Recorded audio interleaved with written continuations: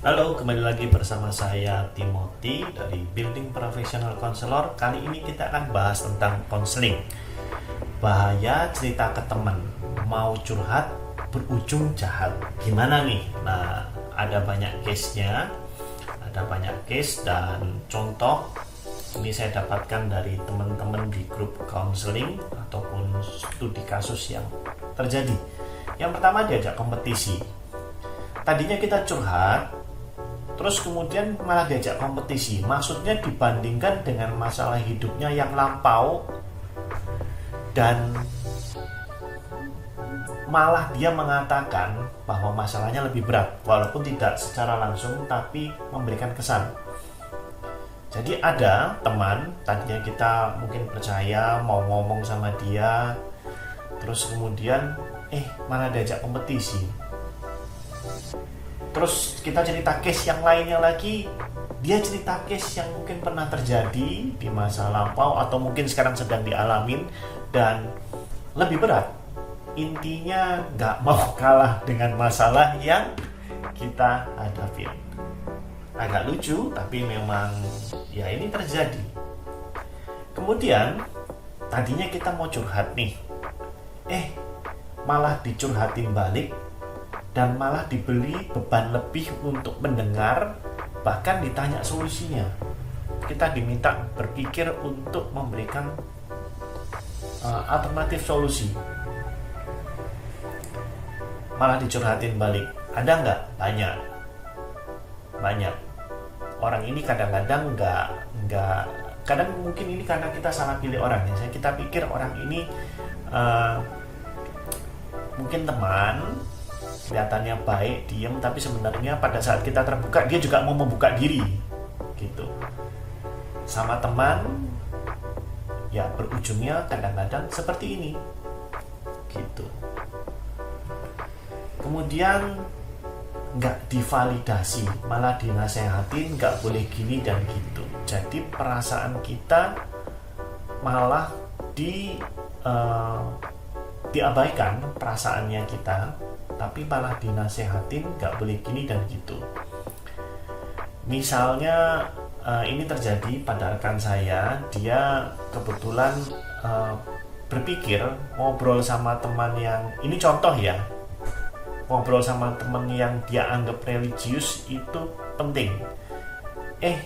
Karena hanya mengandalkan label teman yang religius, malah gak divalidasi. Kamu kurang bersyukur, kamu kurang begini, kurang berdoanya deh. Paham ya? Itu terjadi. Kemudian di shutdown atau toxic positivity, hampir mirip dengan sebelumnya, gak divalidasi, malah diminta bersyukur dan melihat yang di bawah. Abaikan perasaan negatif. Toxic positivity itu mengabaikan perasaan negatifnya dan kemudian tetap harus berperasaan positif terus. Kamu tuh harus tetap semangat, termotivasi. Nggak boleh, dalam arti kata nggak boleh lelah. Lelah bisa diartikan lemah, tidak bersyukur, tidak bersemangat. Paham ya? Jadi perasaan negatif itu tidak boleh ada.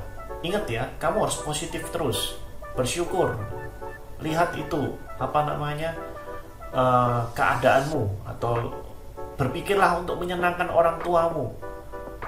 Nangismu gak boleh lama-lama, secepatnya kamu harus bangkit.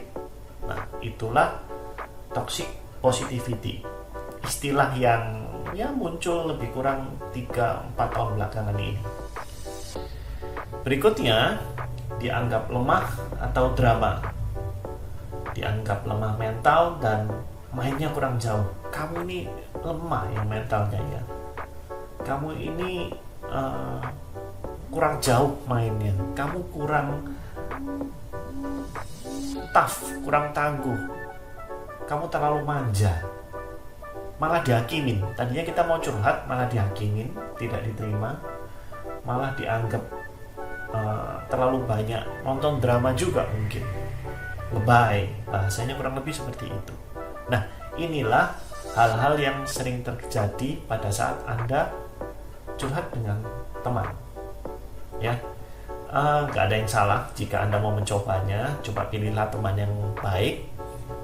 Jika Anda ingin belajar lebih dalam lagi tentang konseling, saya punya pelatihannya dan kita akan lakukan dalam waktu dekat. Kalau Anda tertarik, Anda bisa cek link di bawah, hubungi admin, dan kita akan berikan kurikulum lengkapnya, apa yang dipelajari, bahkan beberapa video edukasi yang saya berikan dalam format yang jauh lebih panjang dan lebih lengkap. Dan itu bisa Anda terima secara gratis sebelum Anda memutuskan benar-benar mau masuk ke kelas konseling. Terima kasih.